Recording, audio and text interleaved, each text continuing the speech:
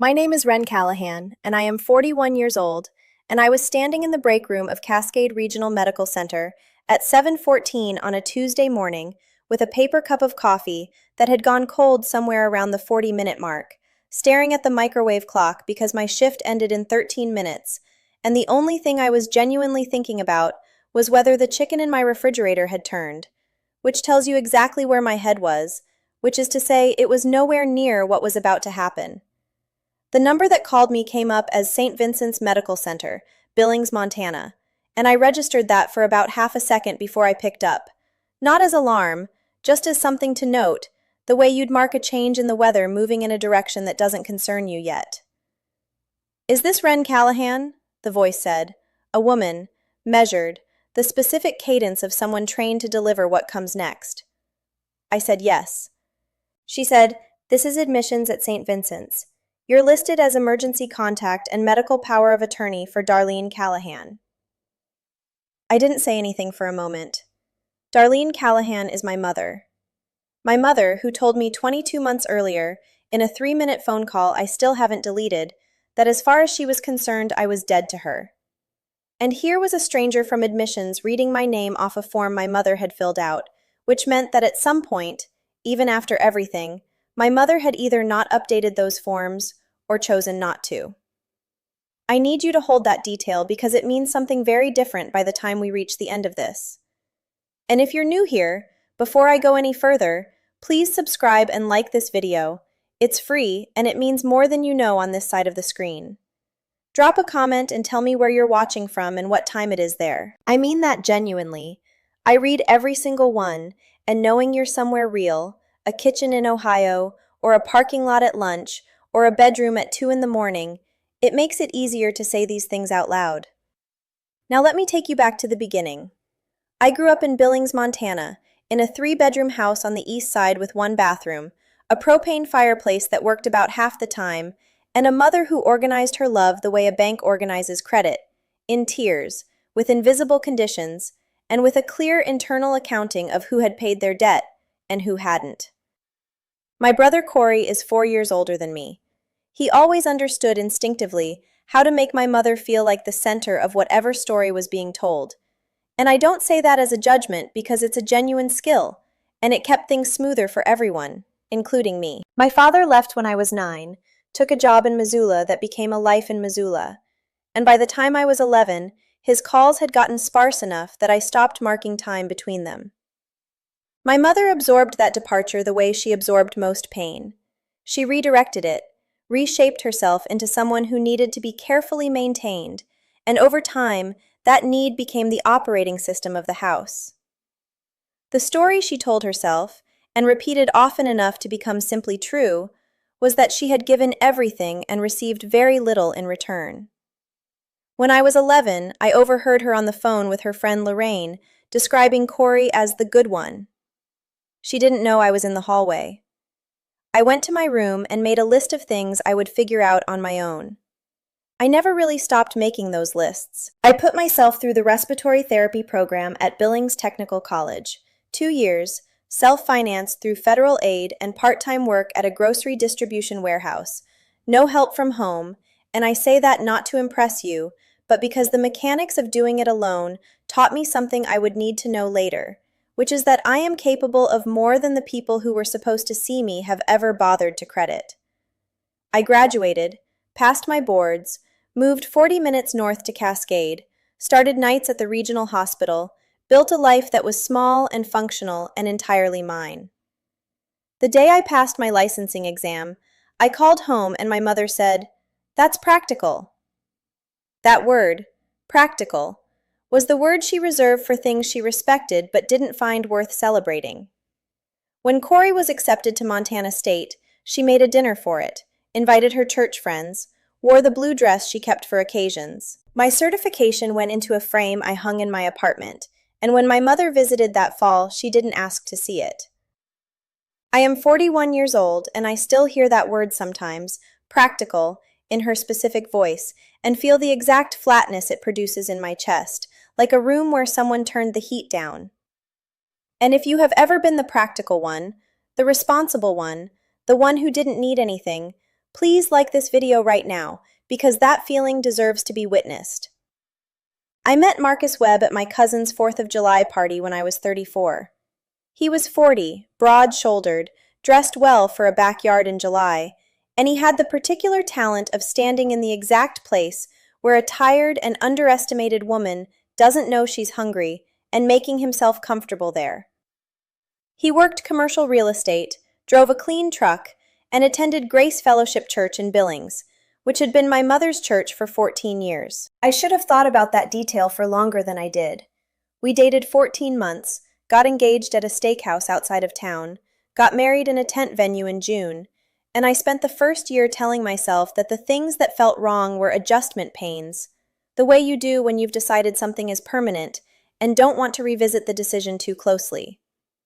His commissions were variable, my salary was not.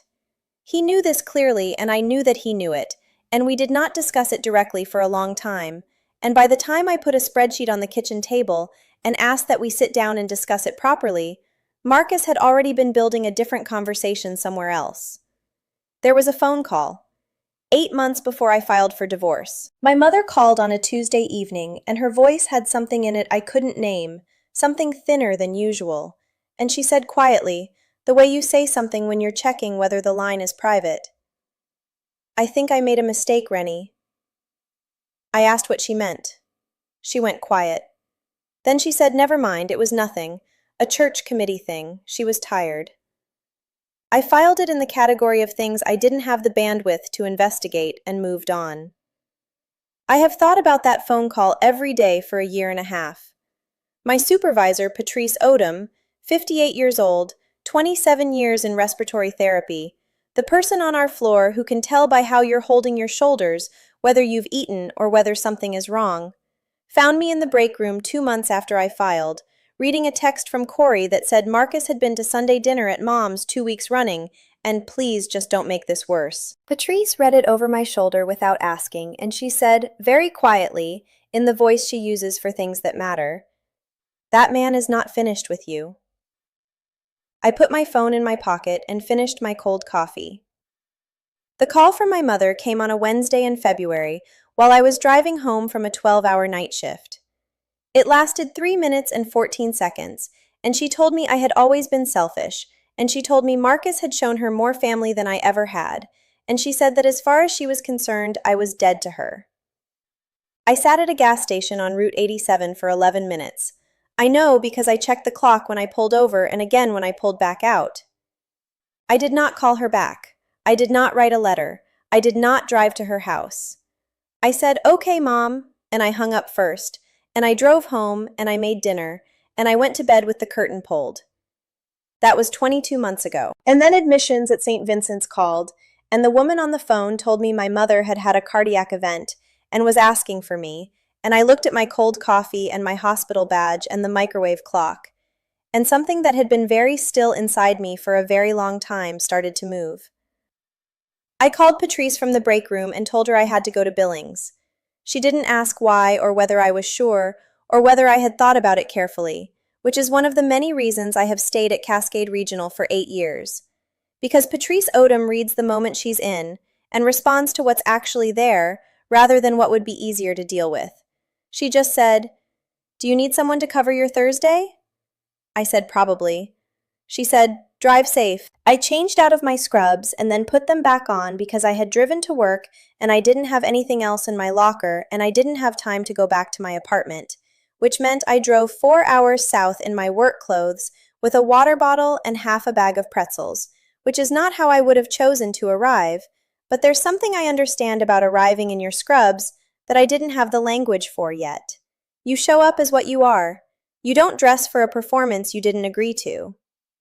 The silence after I told my mother I was dead to her, and I need to call it that, her silence, because the 22 months I spent not calling were not absence of feeling, they were the shape silence takes after you have said everything available to you, was a particular kind of quiet that I managed by not looking at it directly.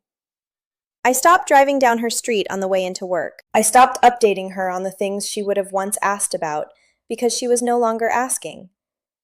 I went to Corey's at Thanksgiving because his wife Lena is kind and makes good pie, and nobody had to pretend it was fine for very long.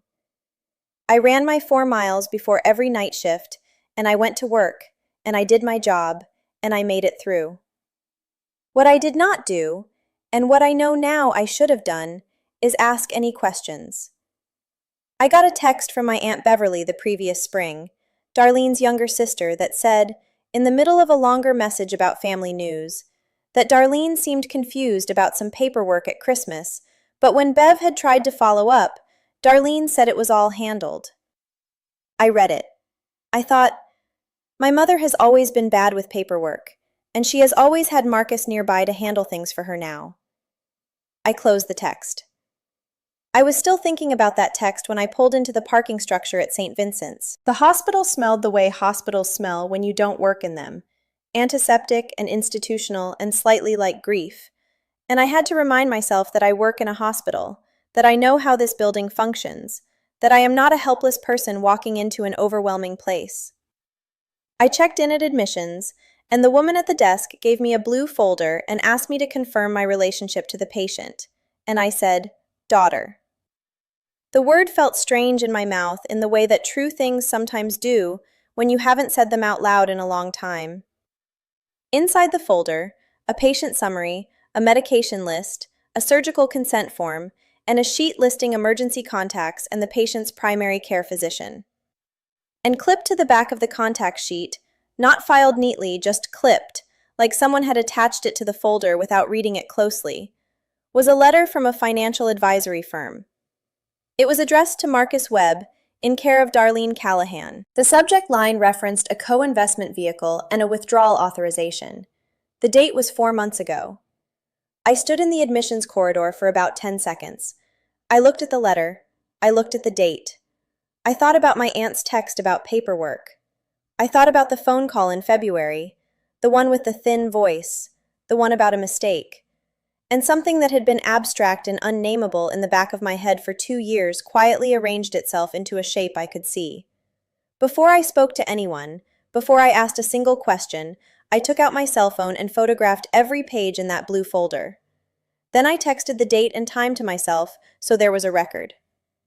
I have been documenting things my whole life, dates and exact words and the precise time on the clock, and people have always found this slightly odd, and I have never cared. And I did not care now. I found my mother in the ICU, in a room with glass walls, and she looked smaller than I had pictured her in 22 months, which might just be what happens in a hospital bed, or might be something else. She was awake, tired, more confused than I expected. She looked at me when I came in, and she didn't say anything, and neither did I for a moment, and then she said Rennie, in a voice that sounded like something being set down after a long time of carrying it. And I sat down next to her, and I did not cry, and I did not speak, and I held her hand, and we stayed like that for a while. When she settled, I asked if I could look at her phone for anyone who might need to be notified. She nodded. Her contacts were organized exactly the way my mother organizes everything, with her own system that makes sense to her alone, names spelled phonetically, groups that bear no relationship to how she actually communicates. Under M, there was a listing, Marcus W. Help. 6 calls placed over the past 8 days, the most recent 2 days before she was admitted. I scrolled to the voicemail folder. There was one saved message. And here is the thing about that message, the thing I need you to understand before I tell you what it was. I had left a voicemail on my mother's phone 8 months after the estrangement, early in the morning before a shift, because it was her birthday, and I could not make myself do nothing even when doing nothing was what I had been told to do. I had said her name, and happy birthday, and that I hoped she was okay, and that I didn't need anything from her, and goodbye.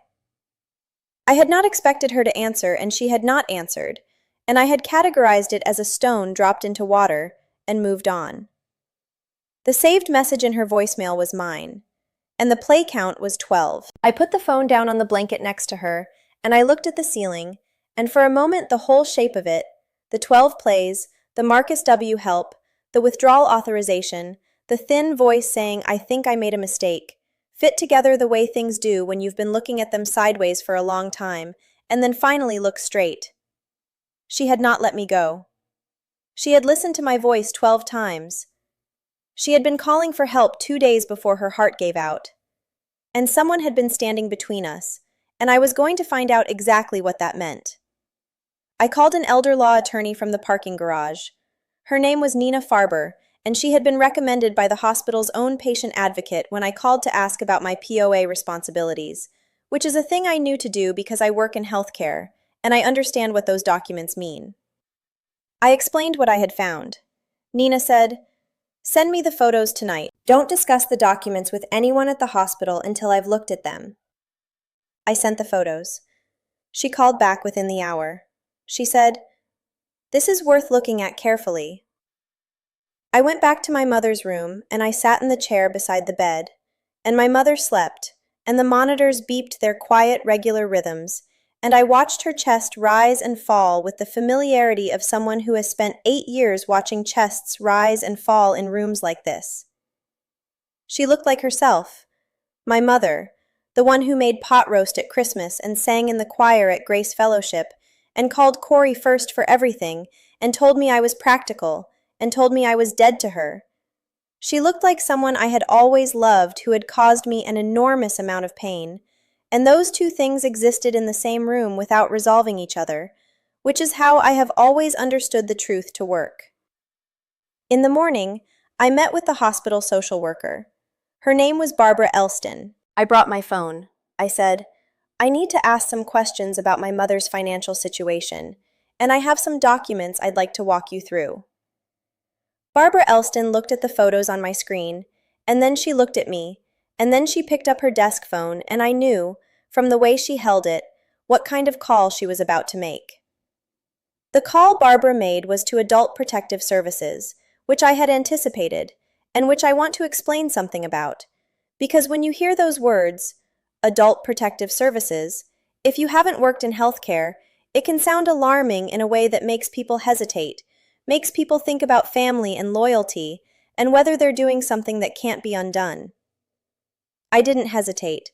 I have worked in rooms where a person's life depended entirely on someone else reading the situation correctly and acting on it without flinching, and I understand in my bones that hesitation in those rooms is its own kind of choice. What was happening to my mother was a medical problem.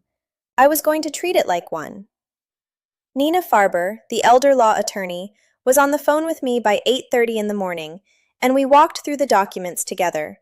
4 transfers from Darlene's retirement account to an LLC registered in Marcus's name, totaling $43,000 over 18 months. The first transfer predated my divorce filing by 6 weeks. He had started before we were even over. Nina asked if I had any documentation from our own divorce proceedings that mentioned the account. I told her I had a folder in my car because I had learned, a long time ago, to keep documentation accessible, and she said she wanted to see it. I pulled my accordion file from the back seat of my Subaru in the hospital parking garage in my hospital scrubs at 8:45 in the morning, and I felt a clarity I hadn't felt in years, which I want to try to describe accurately. It wasn't satisfaction, it wasn't anger, it was the feeling I get when I'm working a difficult case and all the information starts to align, when the variables stop floating and the picture becomes coherent. It was the feeling of being exactly the right person with exactly the right skills in exactly the right place. My mother's care team met with me at 9. Her cardiologist explained that she had experienced a significant cardiac event, that her prognosis was cautiously positive with intervention, and that she was going to need extended support at home or in a facility. I asked about her cognitive status. He said she had shown some signs of confusion that they were still evaluating. I asked about her medication, specifically whether any of her current medications had known effects on memory or decision-making. He looked at me with the particular look that doctors give you when they realize they're talking to another clinician, and he adjusted his level of detail, and I took notes. In the early afternoon, I went back to the nurse's station, and with the charge nurse confirming, I updated my mother's emergency contact list to reflect my information and removed Marcus's designation as financial and medical representative, which he had been listed as for some time, apparently, at a designation level that should have required documentation he had not provided. The charge nurse processed it without commentary. When she was done, she looked at me and said, "Do you want us to flag your mother's room as restricted visitor access?" I said, "Not yet, but keep me informed." I went to the cafeteria and ate a sandwich and sent Patrice a text that said, "It's complicated." She responded, "I know. Stay." I am not a person who cries easily or in public, but I sat at that cafeteria table for a few minutes longer than I needed to, and I let myself feel the full weight of it. The 12 voicemail plays, the withdrawal authorization, the Tuesday phone call with the thin voice saying I made a mistake, all of it settling into me like something that had been circling for a long time finally landing. I thought about all the ways I had not asked questions, all the ways I had accepted the story I was handed because asking better questions felt like making trouble. My mother told me I was dead to her, and I folded my grief into a manageable shape and put it on a shelf, and I told myself that was strength, and it wasn't. It was just the most comfortable direction to look. Marcus arrived on Thursday morning. I was in the consultation room with Barbara Elston, reviewing the APS case intake information, when the front desk called to say there was a visitor for Darlene Callahan. Barbara said, "Have him wait. Have him brought to consultation room 2.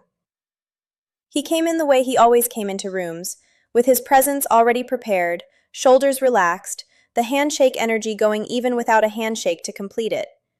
He was wearing gray dress pants and a pressed navy shirt, and the good watch he bought after our first joint tax return. He thanked me for coming. He said he knew this was hard. He said he hoped Darlene and I could use this as an opportunity to rebuild something. He touched the back of a chair like he owned it. I opened my folder on the table. I placed the photograph of the financial advisory letter in front of Barbara Elston without saying anything. Marcus looked at it. He said, "That's an investment arrangement your mother was very interested in. She wanted to diversify her savings." I placed the account history printout, prepared by Nina, on the table. 4 transfers, 18 months, $43,000. The LLC name. Marcus looked at the account history. His expression stayed smooth in the way that trained expressions stay smooth. The jaw doesn't tighten, the eyes don't move wrong, but something behind it went very quiet. He explained. The explanation was fluent, almost convincing. The LLC was a holding structure. The withdrawals were documented. Darlene had full transparency at every step. And then I said, "Can you tell me about the co-investment vehicle she signed authorization for in September?" He said yes. He explained the September document. His explanation was detailed and internally consistent. Then I placed the third photograph on the table.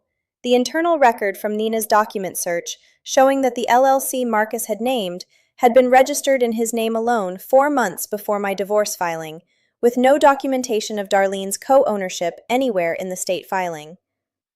There was a moment. Barbara Elston looked at the document and then at Marcus, and then wrote something in her notepad. Marcus looked at the document and started a new explanation, and this one was different from the first. The sentences were the same length, but they had less structure inside them, the way a building looks fine from the outside until you find the one place where the foundation is soft.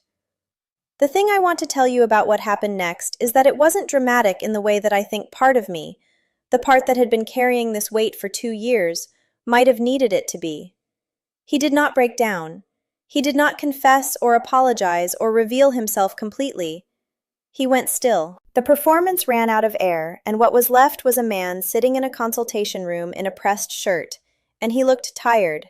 Not cornered, just tired, the way people look when they have been holding a thing in place by sheer effort for a very long time, and the thing has finally stopped cooperating. I felt something I didn't expect. Not pity, I want to be precise about that, but a kind of clarity about what I was looking at. Marcus Webb was not a monster. He was a person who had been afraid for a very long time of being as small as he actually was, and had found a series of ways to make himself seem larger, and one of those ways had required him to hollow out a structure that had my mother inside it. I looked at him for a moment with that understanding, and then I closed my folder. I stood. I tucked the folder under my arm, and I looked at Barbara Elston and I said, I'm going to be with my mother. I walked out of the consultation room and down the corridor past the nurse's station and into my mother's room, and I sat down next to her bed, and she was awake this time, and she looked at me for a long moment and she said, "Did he come?" I said yes. She said, "Is it bad?" I said, "I handled it." She closed her eyes. And I sat next to her in the hospital chair, in my work scrubs with my accordion folder on my lap, and I breathed, and the monitors beeped, and outside the window of the ICU it was beginning to snow, the early wet kind that doesn't stick yet, that just makes the parking lot gray and quiet. And I thought, I've been awake for 31 hours, and I am exactly where I am supposed to be. What happened after Marcus left the consultation room took the shape that those things always take when the documentation is clear. Slowly, bureaucratically, without drama. APS filed their intake. Nina submitted a formal complaint to the State Financial Regulatory Board. Marcus's access to my mother's accounts was frozen pending review within 72 hours. I know this because Nina called me while I was in my car in the hospital parking garage, eating crackers from a vending machine at 7:30 in the morning, and she said, "The freeze went through," in the tone of someone who has done this work long enough to know that the freeze is not the resolution, but it is the first fact on the ground that can't be moved. I did not celebrate. I sat in my cold car and I ate my crackers, and I thought about a Tuesday evening in February, 8 months before I filed, my mother's voice saying, "I think I made a mistake, Rennie." He had been in the room when she signed those first documents, and she had called me afterward, and I had been too exhausted and too hurt to ask what she meant. I am not going to spend the rest of my life carrying the weight of that particular failure, but I am also not going to pretend it didn't happen, because part of what I have learned from all of this is that the most expensive thing I ever did was accept the shape of things without asking questions. Corey called me 3 days after Marcus left the hospital. He called because our Aunt Beverly had called him, because Beverly had heard from a friend at Grace Fellowship, because that is how information travels in Billings. The call was short and uncomfortable in the way that calls are when someone has been wrong about something important and is still working out whether to acknowledge it or explain it. He said he didn't know about the money. I said, "I believe you." He said he should have paid more attention. I said yes.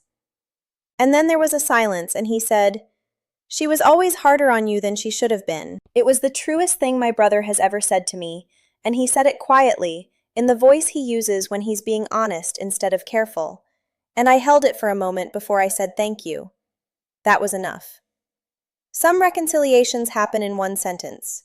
Some people find their way back with a single quiet acknowledgement, and that is the complete transaction, and there's nothing missing from it. I'm not going to pretend that Corey and I rebuilt our relationship in that phone call, because we didn't. But we put something down that we'd both been carrying, and we hung up lighter than we'd started. My mother and I talked in pieces. Not in one long conversation with a clear arc, not in the way that people sometimes tell these things, where there's a moment and then the moment produces a clean before and after. We talked the way people talk when they have been through something real and they are both still in the middle of it.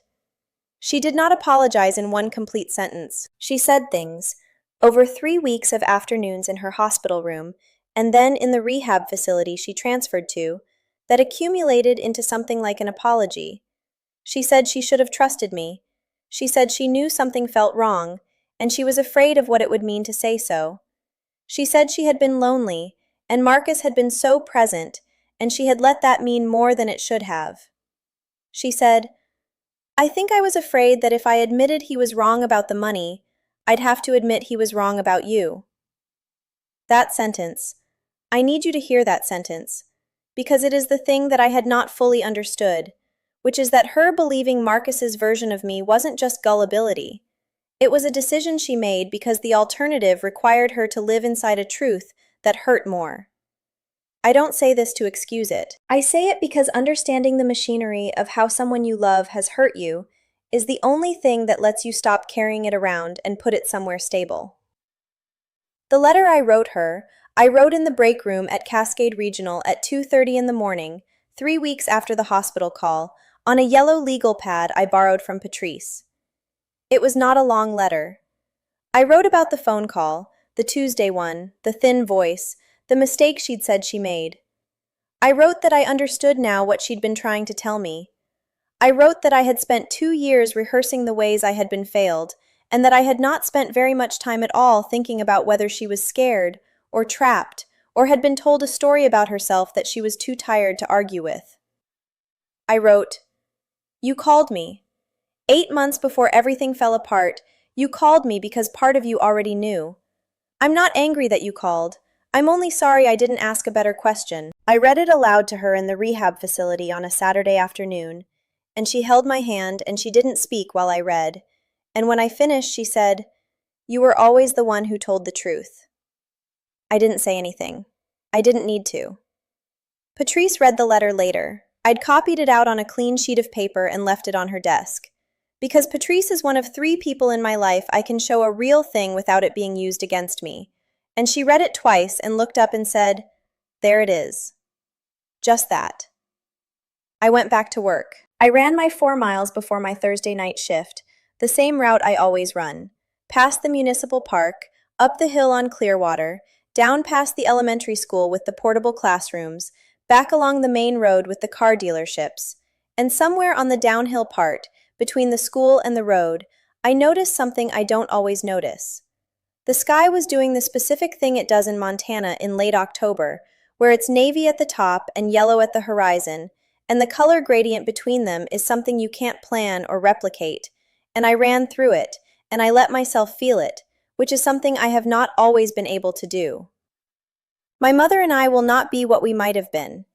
I have been clear with myself about that, and I think I've made my peace with the shape of what's possible. We talk on Sundays, usually in the evenings, and she asks about my patience in the careful way of someone who is genuinely trying to understand something she used to dismiss.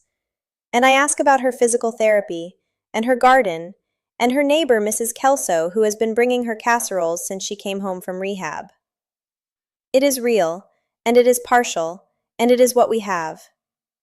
APS completed their investigation 7 months after I filed my initial report. Marcus cooperated to a limited extent and repaid approximately $31,000 through an agreement negotiated by Nina. He resigned from his position on the Grace Fellowship Worship Committee.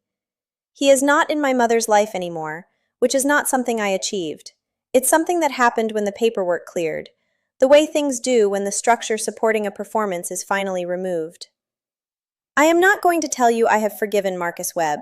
I don't think forgiveness is always the closing feeling, and I've stopped performing it when it isn't true. What I have is something more useful. I understand exactly what he is, and he has no more architecture to hide inside. I run my 4 miles. I work my shifts. I hold my coffee until it goes cold because I get busy and forget, and sometimes Patrice takes it out of my hand and replaces it with a fresh one without commenting, which is one of the specific forms that love takes in a life like mine. I am Wren Callahan, and I am 41 years old, and I am still the practical one, the one who documents and verifies and shows up in her work clothes when she didn't have time to go home and change. But I know something now that I didn't know 2 years ago, which is that practical and brave are not opposites. That building a careful, quiet life is not the same as giving up the right to be seen. That when someone tells you that you are dead to them, sometimes the truest thing you can do is stay exactly who you are, make sure you are still listed on the paperwork, and answer when they call. And if this story hit something in you, if you've been the one who got labeled difficult or selfish or too much or not enough, I want you to subscribe and leave a comment right now, because I read every single one, and I want to hear your version, and you deserve to take up that space. Like this video, share it with someone who needs to hear it, and I'll see you in the next one.